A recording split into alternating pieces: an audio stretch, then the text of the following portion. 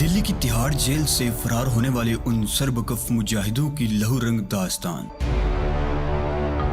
جنہوں نے کشمیر کی آزادی کے لیے دشمن کی سرزمین خصوصاً دلی میں بھارتی خفیہ ایجنسی را کو قدم قدم پر شکست فاش دیتے ہوئے دشمن پر کاری ضربیں لگائیں۔ کہانی کی طرف بڑھنے سے پہلے آپ سے گزارش ہے کہ چینل کو سبسکرائب کرتے ہوئے ویڈیو کو لائک کیجیے۔ آئیے کہانی کی طرف چلتے ہیں۔ اسے یقین تھا کہ وادی کشمیر کے تمام لیڈر ایک نہ ایک دن اپنی ذاتی رنجشیں بلا کر ایک پلیٹ فارم پر جمع ہو جائیں گے اور ان کی متحدہ قوت بھارتی سامراج کو کشمیر سے اپنا بوریا بستر سمیٹنے پر مجبور کر دے گی۔ لہٰذا رحمان بابا نے یہ فیصلہ کیا تھا کہ وہ اس سلسلے میں اپنی کوششیں جاری رکھے گا۔ صبح ہوتے ہی سری نگر ایک بار پھر ہنگاموں کی لپیٹ میں آ گیا۔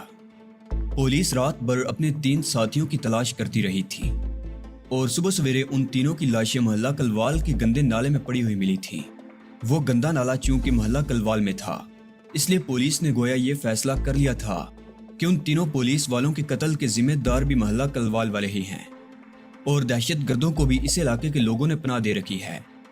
لہٰذا گندے نالے سے لاشوں کے ملنے کے فوراً بعد پولیس کی باری جمعیت نے محلہ کلوال کو گھیرے میں لے لیا اور رات والے دہشت گردوں کی گرفتاری کے لیے گھروں کی تلاشی شروع کر دی گئی۔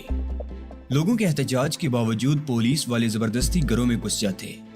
بعض گھروں میں تلاشی کے بہانے الماریاں توڑ کر نقدی اور زیورات لوٹ لے گئے۔ احتجاج کرنے والوں کو مار مار کر لہو لہان کر دیا گیا، بوڑھوں کو زد و کوب کیا گیا اور جوان لڑکیوں اور عورتوں کو بالوں سے پکڑ کر انہیں گھسیٹ کر ان کی بے حرمتی کی گئی اور کئی بے گناہوں کو پکڑ کر تھانے میں بھجوا دیا گیا۔ 3 پولیس والے ایک گھر کا دروازہ توڑ کر اندر گھس گئے۔ اس گھر میں 50 سالہ بوڑھا زیغم، اس کی جوان بیٹی سائمہ اور جوان بیٹا مظہر رہائش پذیر تھے۔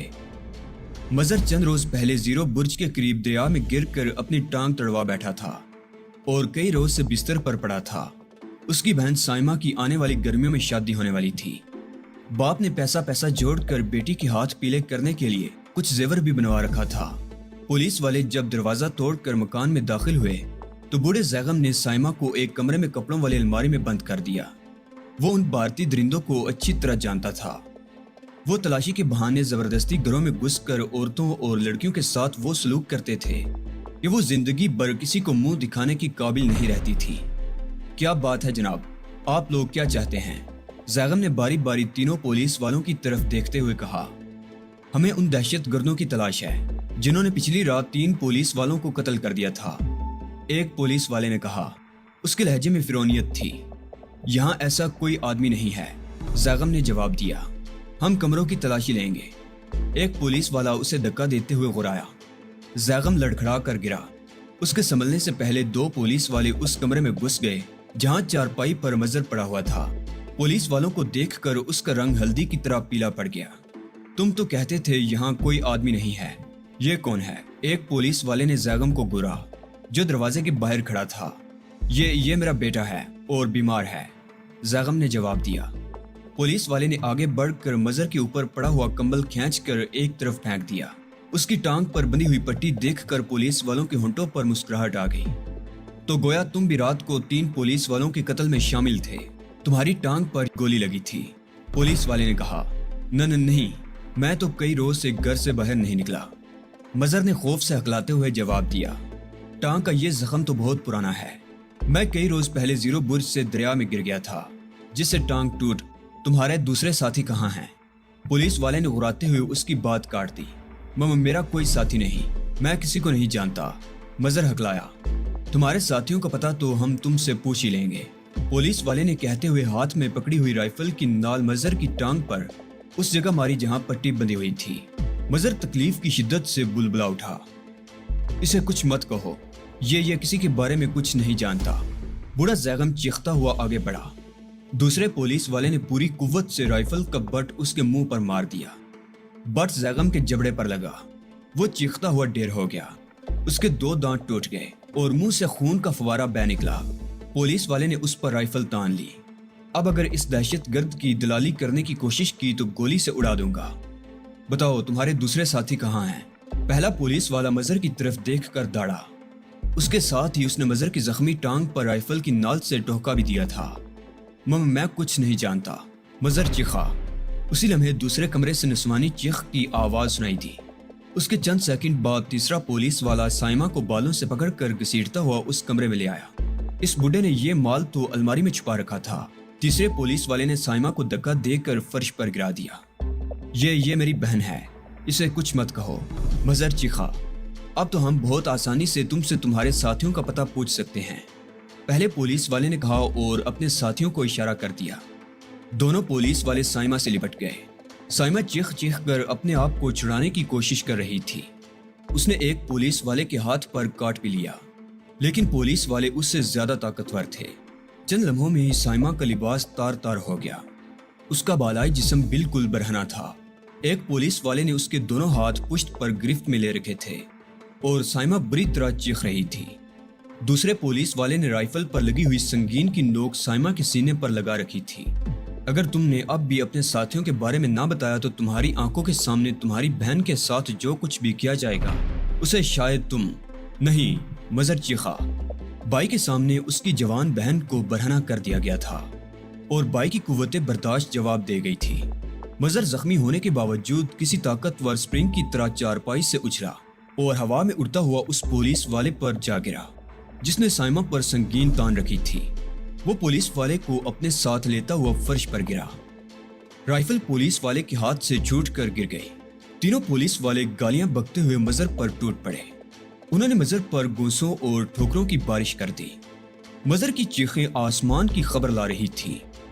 پولیس والے جنون میں آ کر شاید سائمہ اور اس کے بوڑھے باپ کو بھول گئے تھے۔ زخم تو دروازے کے باہر بے ہوش پڑا تھا۔ سائمہ نے لپک کر پولیس والے کی فرش پر گری ہوئی رائفل اٹھا لی اور اس کا رخ ایک پولیس والے کی طرف کر کے ٹریگر دبا دیا۔ ایک زوردار دھماکہ ہوا۔ گولی پولیس والے کے سینے میں لگی اور وہ چیختا ہوا ڈھیر ہو گیا۔ دوسرے پولیس والے جیسے ہوش میں آ گئے۔ وہ مظہر کو چھوڑ کر سائمہ کی طرف لپ گئے۔ سائمہ نے ایک بار پھر ٹریگر دبا دیا، لیکن اس مرتبہ گولی کسی کا کچھ نہ بگاڑ سکی۔ تیسرا فائر کرنے سے پہلے پولیس والے نے اسے گرفت میں لے لیا۔ وہ وحشی درندوں کی طرح سائمہ پر ٹوٹ پڑے۔ اچانک فضا میں نعرہ تکبیر کی صدا گونجی۔ پولیس والے یہ آواز سن کر چونک گئے۔ اللہ اکبر کی یہ صدا بجلی بن کر دونوں پولیس والوں کے حواسوں پر گری۔ انہوں نے ایک دوسرے کی طرف دیکھا اور پھر سائمہ کو چھوڑ کر باہر کی طرف دوڑ لگا دی۔ مکان کے دروازے سے نکل کر انہوں نے دائیں بائیں دیکھا۔ دائیں طرف تقریباً 20 گز کے فاصلے پر 20-22 آدمی نعرے لگاتے ہوئے اسی طرف دوڑے آ رہے تھے۔ ان کے ہاتھوں میں لاٹھیاں اور ہاکیاں وغیرہ تھی۔ دونوں پولیس والوں کے پاس اگرچہ آٹومیٹک رائفلیں تھیں، لیکن وہ اچھی طرح جانتے تھے کہ وہ مقابلہ نہیں کر سکیں گے۔ انہوں نے ایک لمحہ ضائع کی بغیر مخالف سمت میں دوڑ لگا دی۔ ہجوم بھی ہاکیاں اور ڈنڈے لہراتا ہوا ان کے پیچھے دوڑا۔ یہ گلی جہاں سے کشادہ سڑک سے ملتی تھی، وہاں پر ہجوم نے دونوں پولیس والوں کو پکڑ لیا۔ آٹومیٹک رائفلیں پاس ہونے کے باوجود پولیس والے اس قدر دہشت زدہ تھے کہ وہ رائفلوں سے کوئی فائدہ نہ اٹھا سکے۔ انہیں فائرنگ کا موقع دیے بغیر 2 آدمیوں نے ان سے رائفلیں چھین لی اور باقی لوگ لاتوں اور گونسوں سے پولیس والوں کی دنائی کرنے لگے۔ فوج آ گئی۔ ہجوم میں سے کسی نے چیخ کر کہا۔ مین روڈ کی طرف سے 2 ٹرک بڑی تیزی سے اس طرف آ رہے تھے۔ آگے فوج کا ٹرک تھا اور اس کے پیچھے پولیس کا ٹرک۔ لوگ پولیس والوں کو چھوڑ کر ادھر ادھر گلیوں میں دوڑنے لگے۔ 3-4 آدمی اکٹھے ہی ایک گلی میں گھس گئے۔ ان میں وہ آدمی بھی شامل تھا جس نے ایک پولیس والے سے رائفل چھینی تھی۔ ٹرک رک چکا تھا۔ 5-6 فوجی ٹرک سے اتر کر فائرنگ کرتے ہوئے ان کے پیچھے دوڑے۔ وہ دوڑتے ہوئے ایک چھوٹی سی مسجد میں گھس گئے۔ رائفل والے نوجوان نے فائرنگ کر کے فوجیوں کو روکنے کی کوشش کی، مگر اس کی رائفل کا میگزین جلد ہی خالی ہو گیا۔ ان لوگوں نے مسجد کا دروازہ اندر سے بند کر لیا۔ فوجی پہلے تو دروازے پر فائرنگ کرتے رہے، پھر دروازہ توڑ کر مسجد میں گھس آئے اور اندھا دھند چاروں طرف فائرنگ کرنے لگے۔ سب سے پہلے مسجد کا خادم فائرنگ کی زد میں آ گیا۔ اس کا سینہ گولیوں سے چھلنی ہو گیا اور خون فرش پر بہنے لگا۔ پھر وہ نوجوان فوجیوں کے ہاتھ لگ گیا جس نے پولیس والے کی رائفل چھینی تھی۔ فوجی پہلے اس کے جسم پر ٹھوکروں کی بارش کرتے رہے، پھر ایک فوجی نے رائفل کے بٹ سے اس کے سر پر لگاتار ضربیں لگانا شروع کر دی۔ نوجوان کی کھوپڑی پاش پاش ہو گئی، اس کا خون اور بیجا فرش پر بکھر گیا۔ 3 آدمیوں نے مسجد کے ہال والے کمرے میں گھس کر دروازہ اندر سے بند کر لیا۔ اخروٹ کی لکڑی کا یہ دروازہ خاصا مضبوط تھا۔ فوجی کوشش کے باوجود اسے توڑنے میں کامیاب نہ ہو سکے۔ آخر کار ایک فوجی نے مسجد میں پڑی ہوئی چٹائیاں اٹھا کر دروازے کے سامنے ڈھیر کر دی اور دوسرے فوجیوں نے ان چٹائیوں کو آگ لگا دی۔ फौरन ही अलाव भड़क उठा। मस्जिद की हाल की दीवारें नीचे 3 फुट तक पत्थरों की थी और ऊपर लकड़ी के तख्ते थे। छत भी लकड़ी की थी। दरवाजे और दीवारों ने फौरन ही आग पकड़ ली। आग लम्हा बलम्हा फैलती गई। कुछ देर बाद दरवाजा खुला और एक आदमी दौड़ता हुआ बाहर निकला। 2 फौजियों ने उसे पकड़कर दोबारा भड़कती हुई आग में फेंक दिया। आग फैलती रही और मस्जिद के कमरे से चीखों की आवाजें सुनाई देती रहीं। फौजी मस्जिद के सहन में खड़े वहशियाना अंदाज में कहके लगाते और फायरिंग करते रहे। वो तीनों नौजवान मस्जिद के साथ ही जलकर राख हो चुके थे। फौजी फायरिंग करते हुए अपने ट्रक के पास आ गए। इस दौरान यहाँ अवाम और फौजियों में एक मुख्तसर सी झड़प हो चुकी थी, जिसमें 3 फौजी हलाक हो चुके थे और 4 कश्मीरी मुसलमानों ने जामे शहादत नोश किया था। फौज की मजीद कुमक आ जाने की वजह से लोग इधर उधर की गलियों में रूपोश हो गए थे। रहमान बाबा को शहर के हालात की रिपोर्टें मिल रही थी। उसने अली और मूसा के जरिए श्रीनगर में मौजूद अपनी तंजीम के तमाम मुजाहिदीन को ये हुक्म जारी कर दिया कि वो श्रीनगर और उसके आसपास फौजी चौकियों और फौजी काफिलों पर हमले जारी रखें। रात 9 बजे के लगभग रहमान बाबा को इत्तला मिली कि बांदीपुरा के नवाह में भारतीय फौज एक नई चौकी कायम कर रही है। मुजाहिदीन अगरचे उस इलाके पर हमले जारी रखे हुए हैं, लेकिन उन्हें मजीद अमदाद की जरूरत है। रहमान बाबा ने मूसा को हुक्म दिया कि वो सुबह होते ही बांदापुर रवाना हो जाए और रास्ते में जितने भी मुजाहिदीन दस्तयाब हों उन्हें साथ ले लिया जाए। मूसा ने रात बड़ी बेचैनी के आलम में गुजारी। सुबह होते ही वो श्रीनगर से रवाना हो के शाम से पहले गंदरबल पहुंच गया। वो अगर चाहता तो सफर जारी रख कर रात का अंधेरा फैलने से पहले वुलर झील तक पहुंच सकता था। वहां से सुबह होते ही बांदीपुर पहुंच जाता, लेकिन गंदरबल में चंद मुजाहिदीन ने उसे रोक लिया और ये तवक्को जाहिर की कि अगर मूसा रात यहाँ रुक जाए तो रात ही रात में 20-30 मुजाहिदीन के अलावा असलहे का भी इंतजाम किया जा सकता है। चुनाचे मूसा ने रात गंदरबल ही में रहने का फैसला कर लिया। रात के आखिरी पहर तक 28 मुजाहिदीन गंदरबल के एक मकान में जमा हो चुके थे। उनके पास इतना असलहा मौजूद था कि वो फौज की एक कंपनी का कम से कम 2 घंटों तक मुकाबला कर सकते थे। वो लोग सुबह का उजाला फैलने से पहले ही गंदरबल से रुखसत हो गए। वो लोग खच्चरों और घोड़ों पर थे और असल रास्ता छोड़कर दुश्वार गुजार पहाड़ी रास्तों पर सफर कर रहे थे। फिर वो एक मुख्तसर सा चक्कर काटते हुए दरियाए झेलम पर आ गए। ये दरिया वुलर झील से निकलता था। मूसा का ख्याल था कि वो दरिया के साथ साथ सफर करते हुए वुलर झील पहुंच जाएंगे और वहां से बांदीपुरा पहुंचना उनके लिए ज्यादा मुश्किल नहीं था। उन्होंने दरिया के साथ तकरीबन 2 मील का फासला तय कर लिया था कि उनके एक जासूस ने आकर इत्तला दी कि भारतीय फौज को उनके बारे में इत्तला मिल चुकी है और फौजी दस्ते उन्हें घेरे में लेने की कोशिश कर रहे हैं। उन्होंने अपनी रफ्तार तेज कर दी। वो उन पहाड़ों में कोई महफूज जगह तलाश करके रुक जाना चाहते थे। वहां से 1.5 कोस आगे दरिया पर रस्सों का पुल था। उस पुल से दरिया उबूर करके सोपुर या बारामूला की तरफ निकला जा सकता था। वो लोग पुल से भी 2 फरलांग दूर थे कि ठटक कर रुक गए। पुल पर भारतीय फौजियों का कब्जा था। आगे जाना खतरनाक था।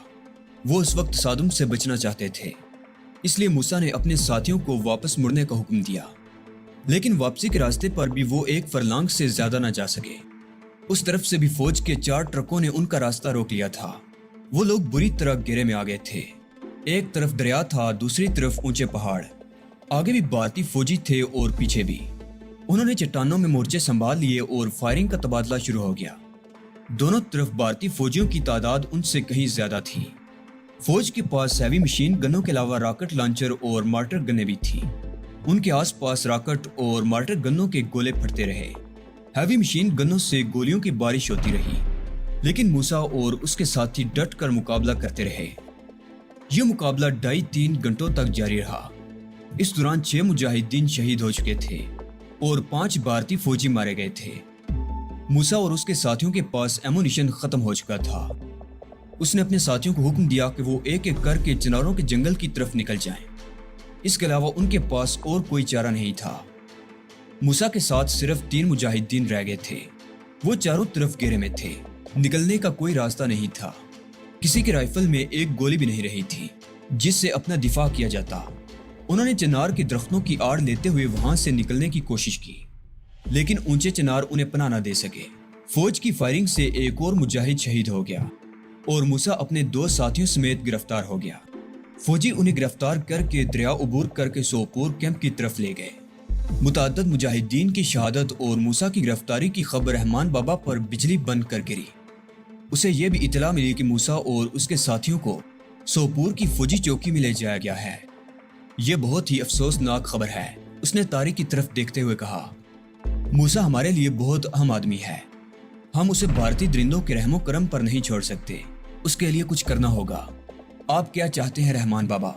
طارق نے سوالیہ نگاہوں سے اس کی طرف دیکھا۔ موسیٰ کو ان بیڑیوں کے قبضے سے رہائی دلانی ہوگی، رحمان بابا نے کہا۔ لیکن رحمان بابا، علی نے مداخلت کرتے ہوئے کہا، موسیٰ سوپور کے فوجی کیمپ میں ہے اور آپ اس فوجی کیمپ کے بارے میں جانتے ہیں کہ تم بزدل ہو۔ رحمان بابا نے اسے گورا۔ کیا وہ دن بھول گئے جب تم نے اکیلے ہی سونم مار کے قریب بھارتی فوج کے ایک بڑے قافلے کو تباہ کر دیا تھا؟ میں ڈرتا نہیں ہوں رحمان بابا، علی نے جواب دیا۔ میرا مطلب تو یہ تھا کہ وہ ایک بہت بڑا فوجی کیمپ ہے، وہاں کوئی کارروائی کرنے سے پہلے ہمیں باقاعدہ پلاننگ کرنی ہوگی اور چند ایسے آدمی درکار ہوں گے جو بلا خوف و خطر اس آگ میں کود سکے۔ کشمیر کا ہر مجاہد سر پر کفن باندھے تیار بیٹھا ہے، تم جتنے آدمی چاہو وہ تمہیں سوپور کے آس پاس سے ہی مل جائیں گے۔ ویسے تمہارا یہ خیال درست ہے کہ پہلے باقاعدہ پلاننگ کر لی جائے۔ میں ان بھارتی درندوں سے اچھی طرح واقف ہوں، ویسے میرے ذہن میں ایک منصوبہ ہے، رحمان بابا نے کہا۔ وہ کیا رحمان بابا؟ طارق نے پوچھا۔ رحمان بابا چند لمحے خاموش رہا، پھر انہیں منصوبہ سمجھانے لگا۔ آخر میں بولا، بہتر ہوگا پہلے سوپور پہنچ کر صورتحال کا بغور جائزہ لے لو، اس کے مطابق تم لوگ منصوبے میں مناسب تبدیلیاں بھی کر سکتے ہو۔ ٹھیک ہے رحمان بابا، ہم صبح سویرے ہی روانہ ہو جائیں گے، طارق نے کہا۔ پروگرام طے ہو جانے کی کچھ دیر بعد ہاشم گھر سے باہر چلا گیا۔ اس کی واپسی 1 گھنٹے بعد ہوئی تھی۔ اس کے ساتھ ایک عورت بھی تھی، اس کی عمر 25 اور 30 کے درمیان رہی ہوگی۔ وہ بے حد حسین اور بھرپور عورت تھی۔ رہنے والی تو وہ سری نگر کی تھی، لیکن اردو اور ہندی بڑی روانی سے بول لیتی تھی۔ اس کا نام مشی تھا۔ کچھ عرصے پہلے جب بھارتی فلم ساز اپنی فلموں کی شوٹنگ کے لیے سری نگر آیا کرتے تھے تو مشی کو تقریباً ہر فلم میں چھوٹا موٹا رول مل جایا کرتا تھا۔